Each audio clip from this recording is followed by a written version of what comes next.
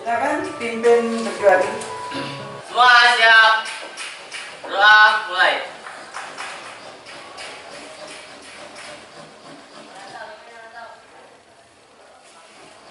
Selesai.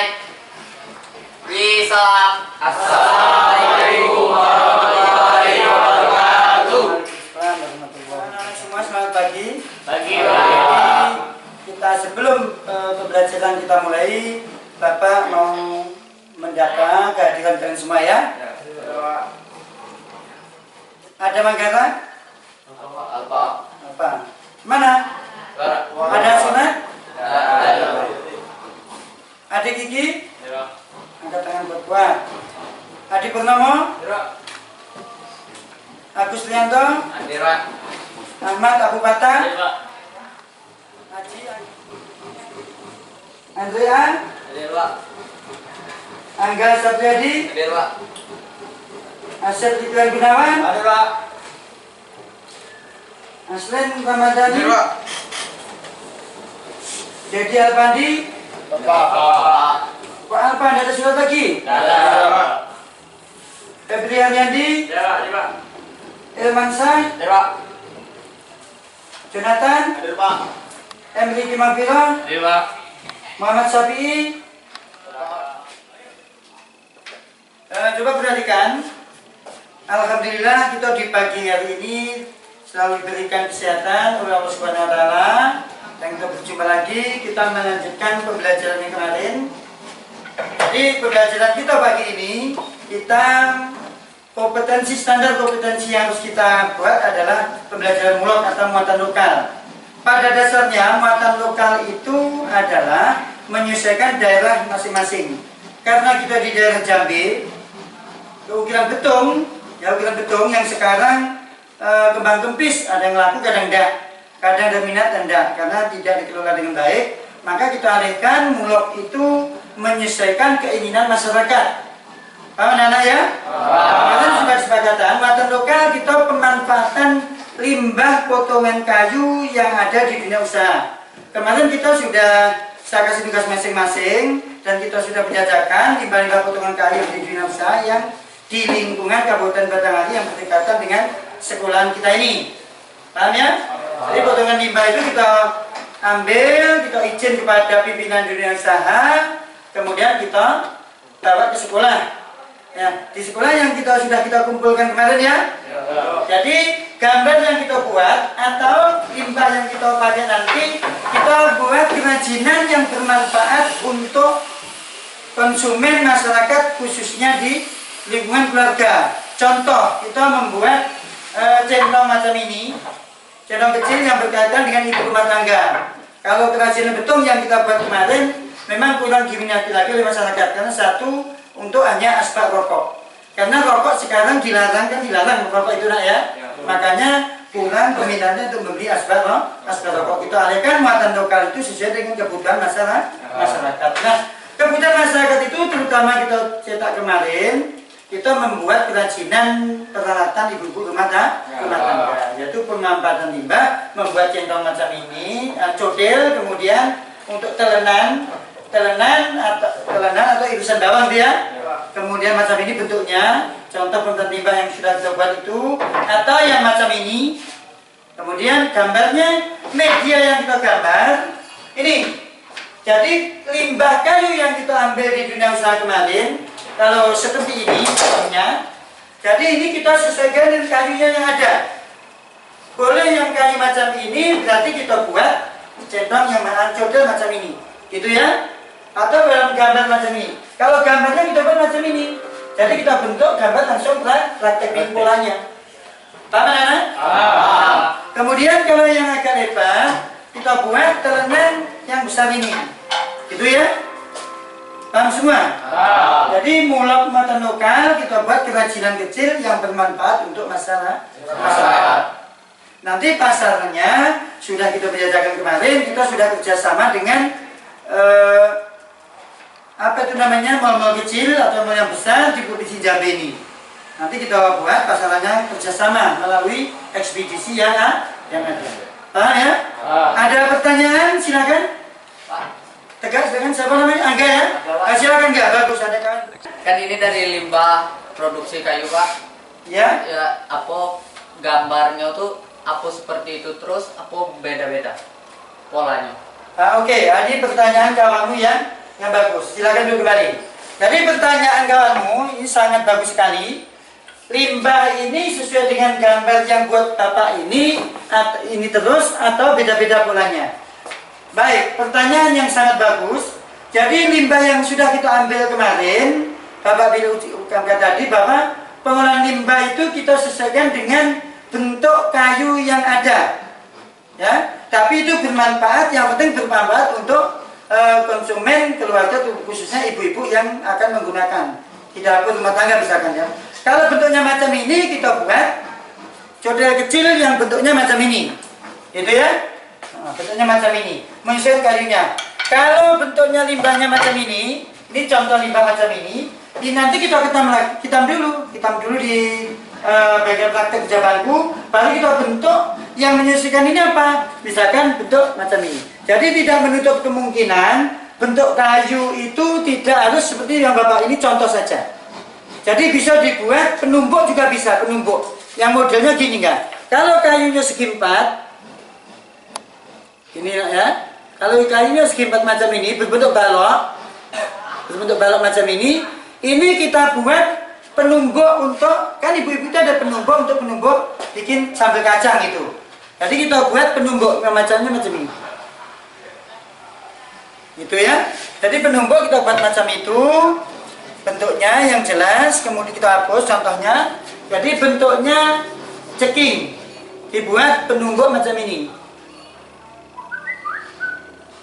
Nah, jadi arahnya ke sana. Ini langsung kita bulatin, gitu ya. Jadi penumbuk kecil itu kalau contoh bentuk kayu berbentuk balok. Kalau bentuknya segi 4 macam ini tetap kita buat telenan kecil, ada telenan besar, ada centong nasi bisa kita buat. Macam ini bisa dibuat centong nasi kayak ini. Ini namanya centong nasi. Ada yang codel untuk di pembuat penggorengan dan sebagainya. Gitu ya. Kira-kira ada paham enggak? Paham. Kalau tidak ada, kita langsung menuju ke ruang bangku kerja praktek. Jadi nanti di praktek itu kita bagi limbahnya kemarin, masing-masing anak kita ambil, sudah kita hitung 4 buah. Nanti kita bagi sama-sama, mulai ada yang mengetam pakai listrik, karena mulak itu gabungan dari alat kerja bangku dan peralatan manual maupun semi masinal dan sponsor itu ya.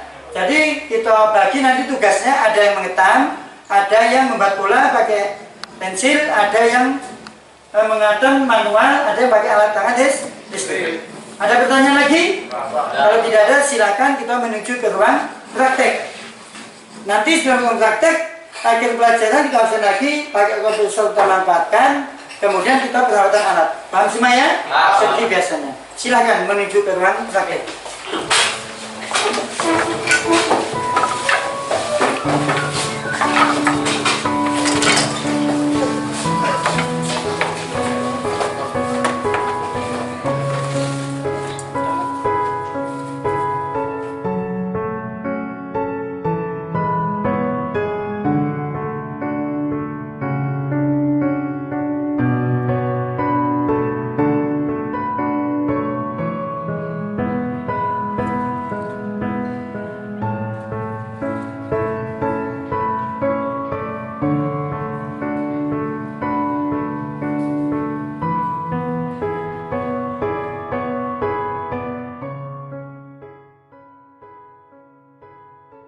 Coba perhatikan anak-anak, ini namanya persiapan alat. Jadi alat yang kita pakai, kenapa nanti ada yang semi masinal, kemudian ini adalah alat kerja bangku, kemudian mata manual itu adalah semi masinar itu. Jadi saya tunjukkan satu persatu, nanti kalau ada pertanyaan saya terangkan dulu. Jadi ini namanya ketam manual yang tradisional, tapi dengan badannya besi. Dan badan besi ini ya. Jadi makanya gini makanya nanti. Paham ya? Nah, ini sudah saya terangkan sebagian pada saat teori. Kemudian ini adalah ketam manual, tapi yang berbadan kayu. Jadi megang ketamnya gini. Kan kemarin sudah Bapak terangkan gini ya. Ini penggunanya juga gini, pakai kuda-kuda gini caranya. Jadi nyukunya gitu ya. Ini kalau contoh kayu yang ini kita ketam gini. Contohnya gini ya. Tapi harus menuju ke landasan. Kemudian ini namanya, ini adalah klem, penjepit. Klem atau penjepit.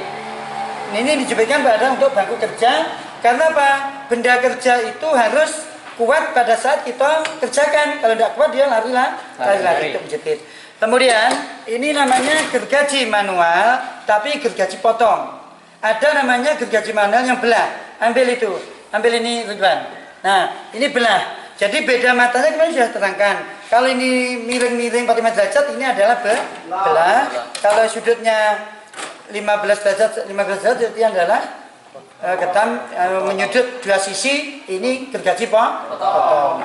Gitu ya. Kemudian ini ada alat-alat tradisional. Ini apa ini? Ini adalah untuk memberikan tanda mana yang mau dipaku atau untuk menggaris busut bisa. Ini namanya untuk memberi tanda. Kemudian ini adalah pahat. Ini pahat kecil, pahat biasa, pahat manual kecil. Kemudian ada lagi alat yang di sini. Ini namanya adalah apa ini? Gergaji triplek atau scroll manual. Ini gergaji triplek. Kemudian ini adalah alat pencabut paku atau catut ini ya, catut. Kemudian ada lagi alat-alatnya. Nah, ini ada lagi ketam kecil. Ketam kecil ini ada, kalau ketam yang berbadan besi ini ada yang kecil, ada yang sedang, ada yang panjang. Yang kecil ini untuk meratakan bagian permukaan kayu, ya bagian permukaan kayu yang halus. Kemudian yang ketam macam ini untuk meratakan, tapi yang meratakan juga sama, tapi untuk meratakan bagian halus. Kemudian ada yang ketam panjang, nah kita ambil kalau kayu macam ini, karena ini pembuatannya untuk kerajinan kecil, tidak perlu dilurus. Yang perlu membutuhkan ketam panjang yang dulu misalkan untuk pembuatan pintu atau palang apit pintu kanan kiri. Itu atau daun-daun jendela itu ya. Nah kemudian ini apa namanya? Anak-anak ini namanya? Ini adalah namanya perusut. Ini adalah namanya perusut. Ini dinamakan perusut hidup. Kenapa perusut hidup? Karena bisa digerakkan. Ada yang lepas ada yang bisa digerakkan. Nah ini ada bisa gerakkan kanan kiri menyesuaikan ketebalan kayu. Itu perusut hidup ya. Jadi perusut nanti ini ada setelan, ada kayu kecil. Kalau penggunaannya gini nanti sesuai dengan ketebalan kayu. Kalau ini kita sudah suku satu sisi, tinggal kasih tanda ular, baru kita perusut. Ingat, pemakaian perusut ini arahnya harus dari depan ke belakang. Jadi gini caranya. Depan ke belakang sini. Jadi di sini harus ada tanda. Gitu ya? Itu penggunaan perusut. Kemudian ini ada alat semi masinal. Pak sini nanti. Nah, ini yang kita pakai ini dulu, ketam dulu, Pak sini ketamnya. Ketam ini dulu, ketam. Nah, ini namanya ketam listrik. Ketam listrik ini fungsinya juga untuk mengurangi kayu yang tebal, menyesuaikan dengan ketebalan kayu ini, cucukkan ketam listriknya, baru kita ketam. Kemudian yang ini, Mbak situ lagi nah. Ini adalah namanya amplas mesin, amplas semi masinal, amplas listrik, amplas tangan. Jadi ini bentuk amplasnya. Ini bisa diganti. Ada yang kasar, ada yang sedang, ada yang halus. Pengamplasan pertama, kayu yang sudah kita bentuk nanti kita amplas kasar dulu. Gampang pemakaiannya gitu ya. Kemudian nanti ganti yang sedang, baru yang terakhir halus. Yang tentu ini ada pekerjaan yang terakhir. Kemudian silakan yang satu lagi itu nah. Gergaji ini. Ini namanya apa? Namanya apa ini? Gergaji tangan sirkular saw atau untuk memotong maupun untuk membelah kayu pekerjaan. Paham ya? Nanti kita manfaatkan masing-masing sesuai dengan kerjanya. Silakan. Kemudian yang tidak kalah pentingnya, Ini namanya apa ini? Bukan siku, tapi siku-siku. Kalau siku inilah, kalau siku itu. Ini namanya siku-siku. Ini untuk mengetahui kerataan daripada kayu. Kerataan kayu macam ini. Oh, ini pengetahuannya rata atau belum? Kalau rata kita gini, kita tangkap gini ya. Itu kerataan kayu atau membuat siku kayu yang kita kerjakan. Ini contoh untuk siku. Jadi kalau untuk siku macam ini, nah penggunaannya gini ya. Jadi untuk membuat siku gini. Paham ya? Untuk membuat siku-siku atau untuk mengukur kerataan kah? Ada pertanyaan? Pas. Pas? Kalau pas, saya rasa alat yang kita gunakan ini ada satu lagi nih kikir. Nah. Kikir ini untuk mengikir kayu-kayu yang kecil yang di sini, misalkan bagian lingkungan yang kita buat. Ini kita kikir kalau masih dalam keadaan kasar, itu ya untuk mengikir kayu pekerjaan. Tuh. Kalau tidak ada pertanyaan, kita kembali ngambil bahan limbah yang kita mau buat kemarin, ngambil 4 potong, ada yang besar, kemudian ada yang sedang, ada 2, kemudian ada yang kecil. Paham ya? Jadi nanti kita buat kita mengetam dulu. Setelah ngetam kita membuat pola. Setelah membuat pola baru kita scroll, kemudian kita bentuk, kita amplas. Itu ya, ada yang bagian melubangi. Ini adalah mesin pelubangnya. Nanti untuk melubang, coba mari nanti yang sudah dibentuk macam ini kan kita buat untuk gantungannya. Kita bersini. Itu ya. Kita bersini, nanti kita bersini ini kita ganti mata bola. Ini yang pekerjaan yang terakhir nanti sebelum diamplas. Paham ya? Jadi sekarang pekerjaanmu adalah mengambil bahan pekerjaan yang kita ambil limbah kemarin, kita ketam dulu rata, baru kita buat pola buat pena masing-masing ya.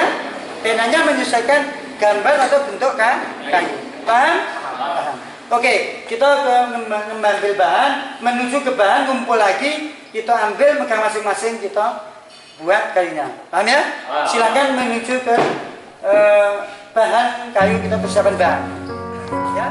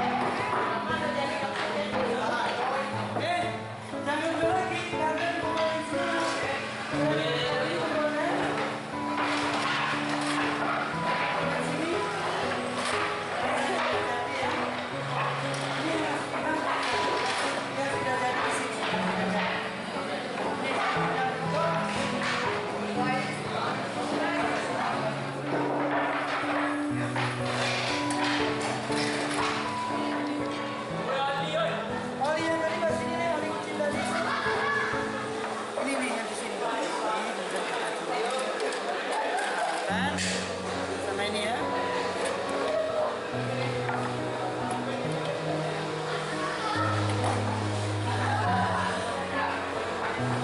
Kemudian memang bahwa ini yang sudah dilakukan ketika ini memang dibatalkan.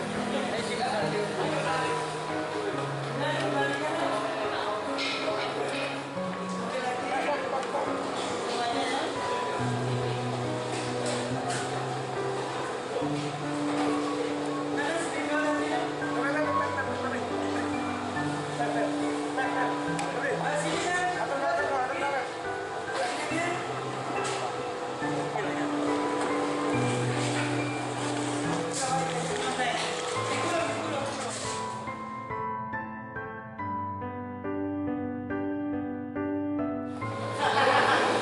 Ambil lagi ke sini, mesin gergaji manual. Gaji manual apa? Apa cek satu-satu. Mesin dulu, baru gergaji. Taruh sini. Coba atas ya.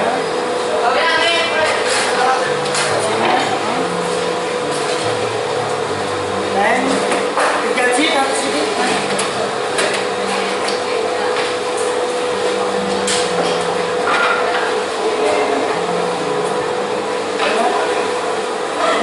Gergaji taruh sini.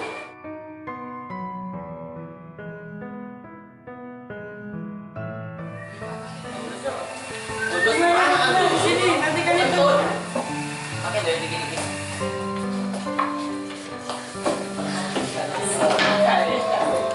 Coba kawan yang masih di sana dipanggil satu kawan. Ini yang nyiapkan kalau sudah. Coba duduknya yang baik. Mau duduk depan, pas coba dulu. Ini alhamdulillah pembelajaran pada hari ini kita sudah akhir. Kemudian kita nanti sebelum berdoa, Bapak mau mengoreksi karya kalian yang sekiranya harus dikoreksi tidak pas, ya, tidak pas. Nanti kalau karya itu tidak sesuai dengan keinginan konsumen, itu tolak nanti tidak laku karya yang kita buat. Nah, contoh ini tadi yang dibuat oleh kawan kalian Ananda, ada gigi ya, ada gigi nih. Jadi karya ini tidak simetris. Contoh, ini kan menceng pun scrollnya. Gambarnya ini lurus, tapi ini scrollnya tidak imbang. Jadi scrollnya simbang, bentuknya macam tetap nanti bentuknya. Ini kan agak menceng dikit ini ya.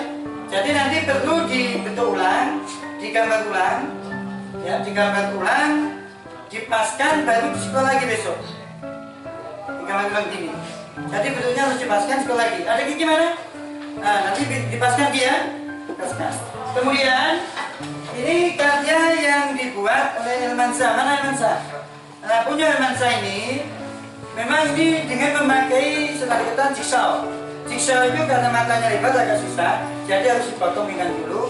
Tapi kalau yang penting batas ini boleh. Jadi ambil dari sudut-sudutnya. Ini sudah pas.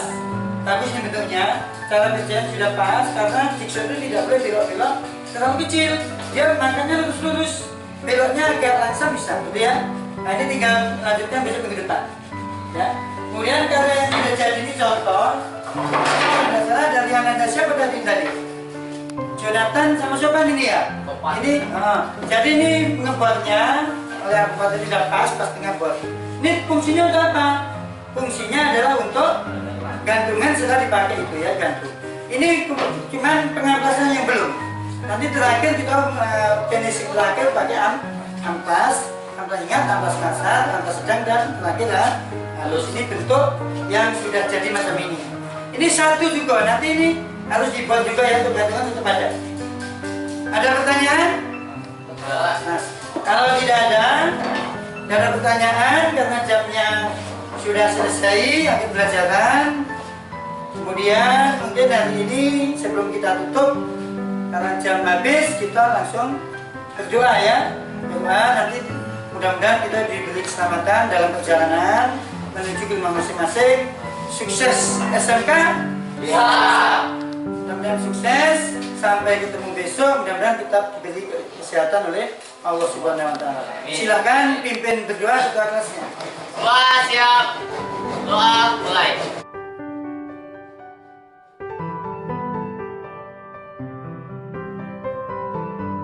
Selesai. Bisa. Assalamualaikum warahmatullahi wabarakatuh. Waalaikumsalam warahmatullahi wabarakatuh. Sampai ketemu besok dalam keadaan sehat walafiat. Semangat ya. Silakan keluar satu persatu. Dari sana dulu, dari sebelah sana, urut, ke sana.